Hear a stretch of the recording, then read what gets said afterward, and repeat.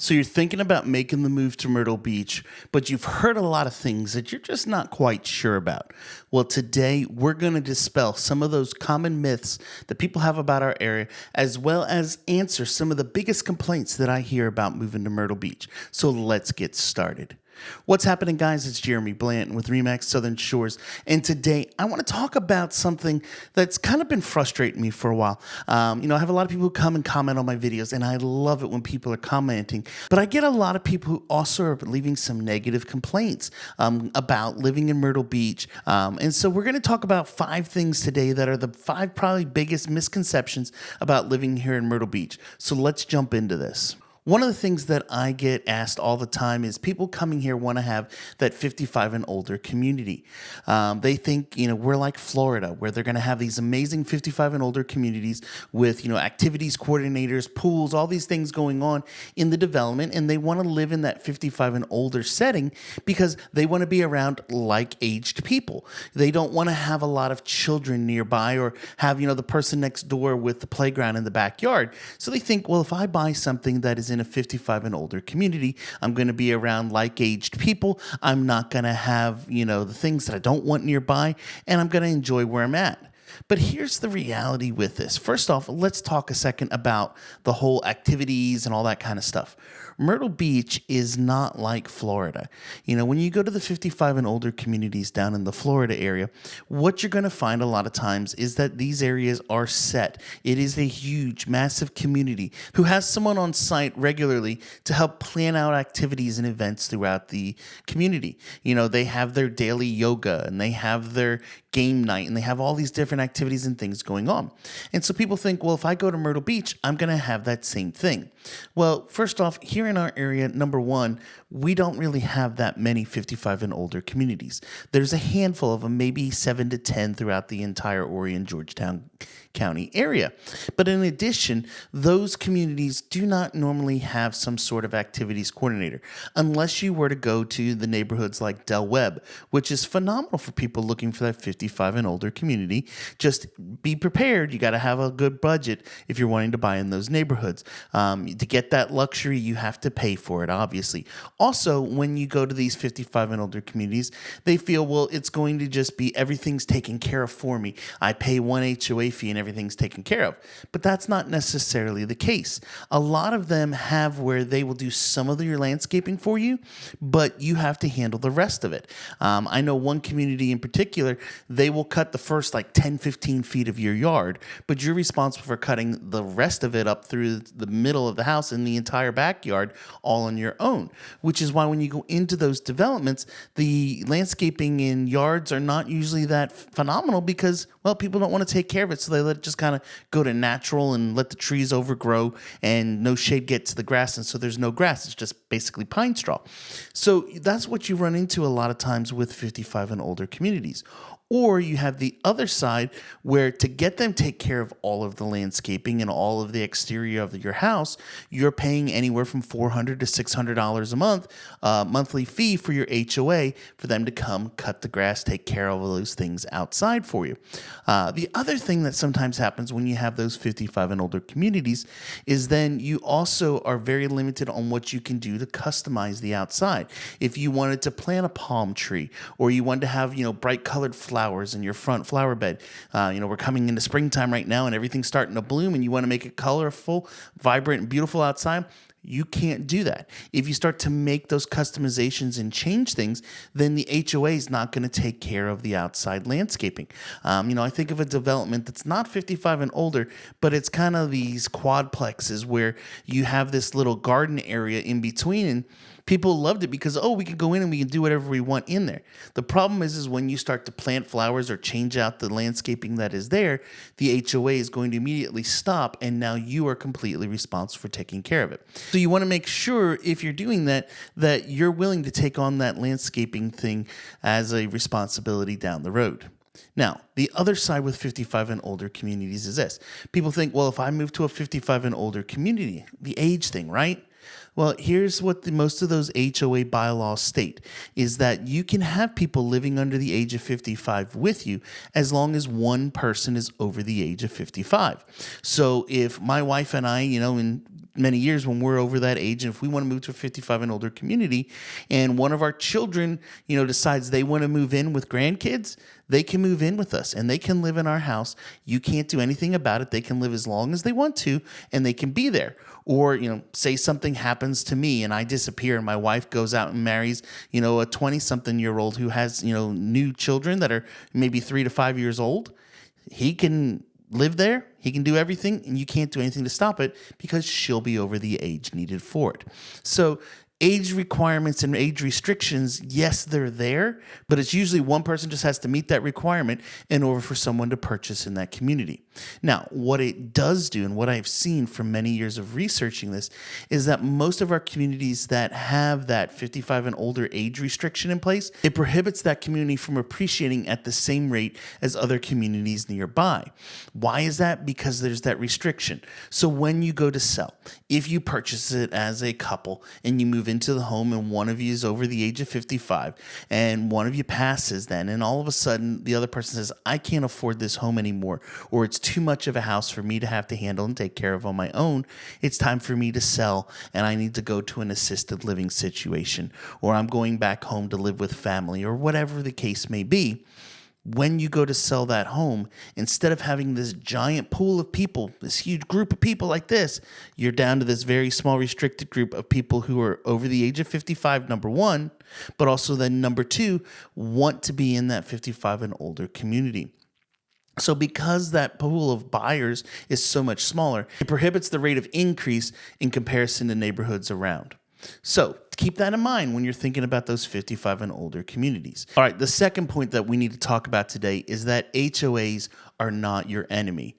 I talk to so many people throughout the week, people coming from the Northeast, and in particular, it seems to be people from New York, New Jersey, Pennsylvania, and up through that Northeastern corridor there, that when they talk to me on the phone, they simply say, Jeremy, I don't want an HOA. I am not having someone tell me what I can and can't do in my house. I get it. I don't want somebody telling me what I can and can't do with my investment, with my property, something that I spent my hard-earned money to get, telling me I can and can't do things. But the reality is that when we put in those homeowners associations, which is probably, I would say, about 80 to 85% of the communities throughout Horry and Georgetown County these days, you end up usually having rules that are common sense. They're things that help to protect the overall value of your home, the overall value of properties in that neighborhood, and allow it to appreciate at the maximum amount possible. Let's talk about some common sense rules and regulations that are usually in place that are going to help to make things go up in value. One of the first things is obviously the landscaping. They're going to tell you need to take care of maintaining your lawn. Keep it up. Make sure that it's not growing where you have 3 feet weeds growing in the front yard. They're going to tell you that you need to keep your bushes trimmed, all that kind of stuff. They're going to prohibit you from going and planting whatever you want to in your front yard. I think about one of my good friends. He lives in a neighborhood that has no homeowners association, and I'll never forget him telling me how during the summertime he didn't really like cutting grass, so he didn't do it very often, and he didn't really care if it was long or not. It didn't bother him at all. Now, for me, I don't want it longer because then that just means more bugs can be in the grass, potential for, critters that we don't want, things that may slither in there and I can't see them. Yeah, not happening. But he said, you know what? Doesn't matter to me. I'm not doing it. And I remember him sharing with me how one day he got a knock on his front door, and it was a police officer who lived in the neighborhood who had just stopped and was trying to tell him, sir, you need to cut your yard. I was sent here by, so-and-so to tell you need to take care of it and it's a nuisance. And he simply looked at the guy, smiled nice and big and said, thank you so much for stopping by. You may leave now. I don't have to do anything. Have a good day. And the person, he didn't have anything he could do about it. So he literally went, got in his cruiser and took off and left the neighborhood. Unfortunately, in those non-homeowner association communities where people live, you can be very particular about your exterior of your house and the way it looks and what you do to keep it up. You may be yard of the month. You cut it every week. You keep your edges perfectly straight along the driveway. There's not a single weed to be found within 5 miles of your yard. all of those things. But if the person who lives across the street from you runs a construction company and they have all kinds of scaffolding and equipment that they just dump in their front yard, there's really not much you can do to stop them. You'd have a vehicle sitting in the front yard on cinder blocks. There's nothing that can really be done to tell people you can't do that. So while this takes place, it actually prohibits the value from going up of your neighborhood even greater than those that are restricted. Now, the other thing that I should mention is this. Just because there's no HOA doesn't mean you have free reign to do whatever you want. There's still going to be city and county ordinances in place that are going to prohibit certain things. I think about several years back where there were some people who lived up in North Myrtle Beach in the non-HOA segment close to the ocean. The neighbors got into a kerfuffle over a situation, and one was angry with the other. And so one went to the city page and found a city ordinance that talked about having a boat. And in there it stated that you could not have a boat that was visible from the road. And so they went and called the city and complained about it. And the city sent their city inspector around, saw the boat out by the road, and started to fine the person at this house. Yeah, there was a city ordinance about boats and how close it could be to the house and could it be seen from the road and all of these things. And the boat had sat there for years before this, never a problem. But once somebody complained about it and the city was made aware, then they had to start to enforce it. And it ended up being this big lawsuit between the two neighbors and a lot of problems down the road. So even though it may say no HOA, it doesn't mean do whatever you want to. All right, the third one that I get a lot lately is, Jeremy, I'm not buying a new house. I'm not buying new construction because new construction is garbage. They slap those things up so quick. It's horrible. All right, so let's break this down a minute. Back before COVID, when a house was being built, someone would go to a builder and they would walk in the door. They would pick out the lot that they wanted to have. They would decide what floor plan they wanted. Then they would have a meeting to decide on all of the options of what they wanted into the house. Then they would go and pick their colors. And once all of those selections were made, then the builder would start to submit the plans and get things started on the build. Nowadays, the builders are doing things a little bit different. Most of your big name builders, your kind of production builders, as they call them, the D.R. Hortons, Lennar, Pulte, those types of builders, what they're doing instead these days is that they are doing a lot more spec homes, meaning they are picking out what floor plan, what options are going in, what colors and selections are going to be made for the design inside the house, and all of that information is submitted all at once to the county. Once it comes back, they have everything already ordered for the house and it's started. That way, there are no delays. There are no times where they're waiting around. Back during COVID when we had all the supply chain issues and it was so hard to get things, the builders all realized that if they had just ordered it when they submitted the plans to the county, that they would have it and be able to put a house up even faster. So when it used to be that a house would take 6 to 7 months to be done, and they're now being done in 4 to 5 months, that's simply because the builder has submitted all of the orders for everything that needs to be for the house, basically at the time that they submit the permits into the county to start breaking ground. That way, everything arrives on time and it's all there like clockwork to the house. So there aren't those delays for a week or two for cabinets to show up, and then another delay for a week or two for the flooring to get there, and then the person to come to install it, and then another break for a couple weeks for drywall. I remember back during COVID where drywall was an issue at one point, and we sat and waited in some houses 2, 3, 4 weeks until drywall could be delivered, and then they could install it and get things going. If you remember, and go back to some of my older videos, you'll remember things where we talked about wire shelving in the house or garage doors or any of those issues that we had with, supply chain things back in the day. Those are all corrected and no longer an issue right now. Things are working more like clockwork. You're starting the house, you're breaking ground, and everything shows up. And literally, as the plumber is finishing their things, the next person is there to lay the flooring. As the flooring is finished, the next person's coming in to put the cabinets. And as that finishes, the next person comes in to put their their part, and everything is running smooth as it can be throughout the process. So it's not that they're doing a better quality now, it's that they've just streamlined the process to make things go smoother and quicker and more efficiently. Now, the other side to new construction, and as we were talking about just a few minutes ago when it comes to 55 and older communities, one of the things that I get a lot, and one of the biggest concerns people have when they're moving to Myrtle Beach, is that they don't really know anyone a lot of the time. They want to move into an area where they can make friends, make connections with people, and be able to form that new, unit of connection that they have where they currently live. I was talking the other day to one of my clients who goes to church with me, and I ran into them on Mother's Day, and they were sharing with me how they absolutely love where they live and the community that they've been able to build in this new construction community, because everyone moved in was brand new. Everyone was under that same mindset that they were currently under of, hey, we want to make connections. We want to make friends when we move in here. Who can we do it? Who are our neighbors? We don't know anyone, so let's get to know them. Everyone was brand new. Everyone connected. Everyone started to form those friendships almost immediately. When you move into a development that's established and you're buying that resale home, all of your neighbors around you have already lived there maybe 5, 10, 15 years. They know each other. I know my neighbor's Mark, and I know next to him is Jess and Nick. I know those people. I've been able to connect with them. If somebody moves in on the other side, I don't know them. I don't really need to go get to know. I already got Mark and Jess and Nick on that side, so I've got the connections, got those friends already there. So it's a much more difficult thing for a new person moving into a development to form those friendships and relationships with people versus when you go to that new construction area, you're going to be able to all be new. You're all going to want the same mindset, and you're all going to be forming those friendships real quick and easy. And usually I find it works a lot easier.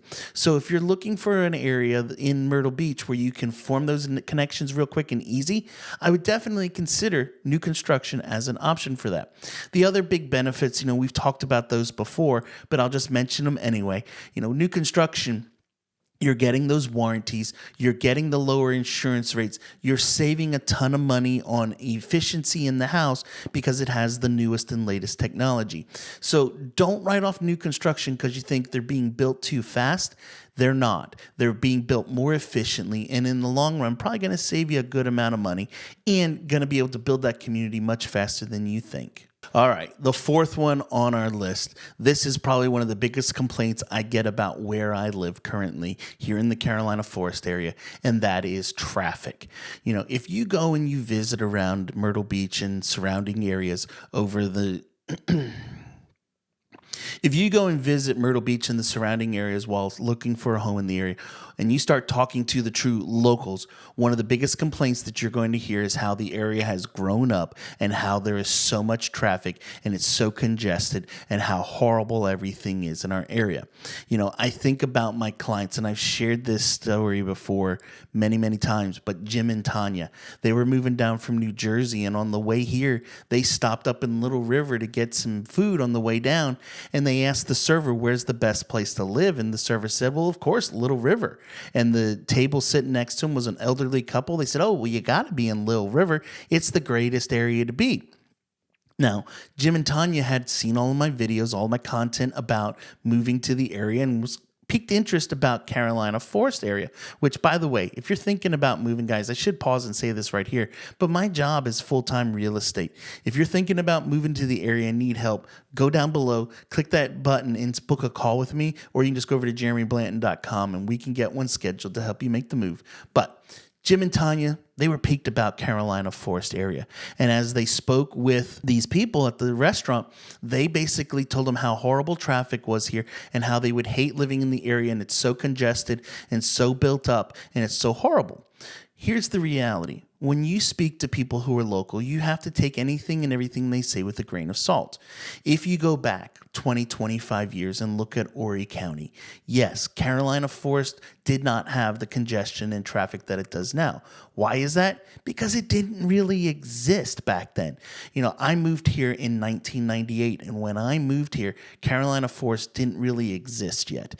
There was basically a road that came to a dead end. There was the whole intersection with International International Drive, Carolina Forest Boulevard, and River Oaks, none of that stuff existed.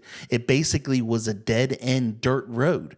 I remember one of the first communities that really started to be built was the farm at Carolina Forest. And it was this huge community. And when they started it, people were like, what the heck is wrong with this builder building 1,600 houses out here at the middle of a dead end? They must be crazy. They must have fallen off their rocker with what they're doing. Well, no, they didn't. What they had realized is that that was an area that was going to be built up over the next many years and come into what it is today. So where that area sits right now in Carolina Forest, and I'll drop a picture of a map in here to kind of show you where I'm talking about, yes, the traffic can be a little hectic through here.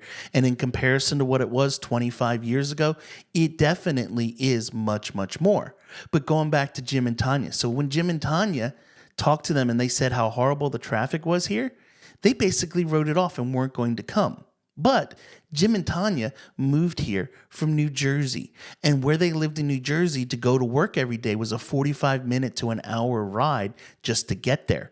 They had to go through all of this heavy traffic to get to anything and everything, and it always ended up being a 30 to 40-minute drive. So to them, when they came to our area and drove through it once, they laughed. I think about my clients right now that are buying a home here coming from Chicago area. Hey, Patty and Ed, hope you guys are doing good. They're coming to the area and they're moving here right now, and they were just laughing when they drove through the rush hour traffic of Carolina Forest and all of the horrible traffic that is in our area. They said, Jeremy, for us to go anywhere, to do anything, if we wanted to go anytime during 8 to 10 o'clock in the morning or anytime from 4 to 6, it would easily be an hour to an hour and a half to do so. And when I share with them in our area, that may be a 10-minute extra drive, they just thought it was funny and chuckled at it. So when you're thinking about moving to the area, you need to really take the time and put your own two eyes on it, not just take the advice of some locals or of people that you talk to online. When you speak to those people, yes, they're going to share with you their opinions, and everyone's entitled to have their opinions, but you need to actually take the time to see and view it on your own. My wife, she's from Atlanta area. She jokes and laughs whenever somebody says about traffic and congestion in our area because it's nothing compared to what she deals with there. So when you're moving to the area, one of the things I would say before you just take someone's opinion or ideas or thoughts about congestion and traffic, figure it out on your own because you may pass up on an awesome area. Going back to Jim and Tanya a minute, I went and visited them about 6 months after they moved into their house, and Tanya was there and she just raved on and on. Thank you, Jeremy, so much for begging us. I literally had to beg them to come down and check out the development that they ended up purchasing in. They said, we absolutely love where we live. This area is so much better than the area we were going to buy in. We're so glad that we listened to you and took your advice and at least came down and visited because that is everything we need for day-to-day living nearby. We didn't have to buy up in the other area where we would have been 25 to 35 minutes from the things we need for our daily use. The grocery stores that they go to, the places where they shop, where they work, all of those things were going to be within 10 to 15 minutes of their home versus where they were going to buy based on someone's opinion of heavy traffic, they would have been 45 minutes to an hour from all of those things. So, like I said, take the time, put your own two eyes on it, and you'll find out for yourself as you start to check it out. All right, and the fifth point, guys, this is one I've talked about many times, but living in Myrtle Beach is not the same as being on vacation. A lot of times when I talk to people, they say, well, I got to have a house within walking distance of the beach, or I need to be, where I can go down to the ocean easily every day. Anything more than a 10-minute drive is too far away. When you move to Myrtle Beach, you're not moving here because you're going to go to the beach every day. You want to have the option of going to the beach every day. I've shared before how I used to live 1,000 yards from the ocean over in downtown Myrtle Beach. I had 1,000 yards away. I could be down toes in the sand, and you would think it was the greatest thing in the world. But the reality is that we actually despised living there, and it was some of the most disruptive years of our lives living in that home. Why is that? Because we were in the middle of everything. That meant that during the season, which basically starts in early spring and runs all the way through to Thanksgiving, there was continual noise, continual traffic, continual sirens, and everything else going on right near our home every single day. We couldn't go out and use our backyard because all we could hear was traffic and sirens and all that stuff of the people that were on vacation and touring Myrtle Beach area. So it made it where it wasn't very peaceful. Our home now, we sit about 15 minutes from the ocean, and we can go out, sit in our backyard, look out at the pond, have a great, peaceful, relaxing evening with nothing really bothering us right out there. When we lived inside Myrtle Beach, every night we would have sirens going by all hours of the evening with bright flashing lights. We had to get blackout curtains and put them on the windows just to keep the blinking lights from waking us up in the middle of the evening. We had to, put on those curtains to help dampen the noise of everything outside as well. So when you're moving here, you're not just buying the house, you're buying the lifestyle of Myrtle Beach. The other thing is that when you're that close to the ocean, you also have to deal with the saltwater area and how it destroys things at your home. That salt can destroy things and break down metal instantly to where it starts to rust. I had a grill for that year and a half we lived that close to the ocean. It was brand new when we moved in, and I had to basically throw it away when we finished because the rust had just destroyed everything in it. So you might want to just take into consideration when you're looking for a place that may not be where you want to be. The other side is this: when you're that close to the ocean, you're also that close to the tourism, which means all of the restaurants, all of the grocery stores, all of those things that you need for daily living are going to be shared with those people who are on vacation. That means when you go to the Walmart on the week of July, just be ready. You're going to have a lot of people there getting their 4th of July, supplies at the same time you're trying to just get your weekly groceries to have your meal for that week. When you want to go out to those restaurants, same type of thing's going to happen. Our house that we were in was about, a half a mile from Carolina Roadhouse. It's one of our favorite places to eat, but we couldn't go eat there hardly at all while we lived in that home because the wait time would usually be an hour and a half to 2 hours. I've shared before how our church does beach baptisms throughout the summer. And when we finished the one time, we said, you know what, let's just go over to Roadhouse. It's after 8 o'clock at night. It shouldn't be that long of a wait by now. We pulled up. It was still an hour and a half wait at 8 p.m. just to get a table. We said, no thanks. We got in the car, drove across to the west side of the waterway. As soon as we got there, walked right into a restaurant, got a meal, sat down, ate, and we were home within the time that we would have still been waiting just to get our table at the Roadhouse. So you take all of those things into consideration. Maybe living that close to the ocean isn't the best overall option. Like I said before, you don't move here because you're going to go to the beach every day. You just want to have that option available. The other thing is this: you got to think about when you're on vacation. You have taken off for a week, 2 weeks, 10 days, however long it is, to come down to Myrtle Beach. While you are here, you're not working. You're not doing your day-to-day things that you do when you live home. So what's on your schedule? Nothing, except sit at the beach and get baked by the sun all day long, right? Well, when you live here, you have that option of going to it, but you can't go down there the minute the sun comes up, stay there till the sun goes down at night. You still have to do all your daily activities, things like going grocery shopping, cooking dinner, cutting the grass, cleaning the yard, going to the doctor's appointments, going to church, going to work. All of those things that you have for daily things, they're going to be back into play. Just because you live here, those things don't stop. Unless you're someone who's super ultra wealthy and can afford to buy a house, have all the maids and people to take care of those things, you're going to have to still do those daily items. So once again, you're moving here not because you want to live and be at the beach all day, but you want to have that option to you. Most people that live here, they may go down during the week once or twice for an hour or two, or maybe spend some time on the weekend there. The greatest thing is that when you live in Myrtle Beach, it's always there, it's always accessible, and you can go down to it anytime you want to.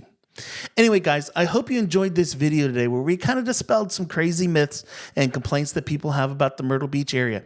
If you're thinking about moving to the Myrtle Beach area, down below, go to jeremyblanton.com, click that book a call button, and let's talk about your move to the area and what other items you may have and what concerns you've got about moving to the Myrtle Beach area. I hope you enjoyed today's video. If you did, do me a favor, give it a thumbs up, get that bell on, and I'll catch you in the next one. See ya.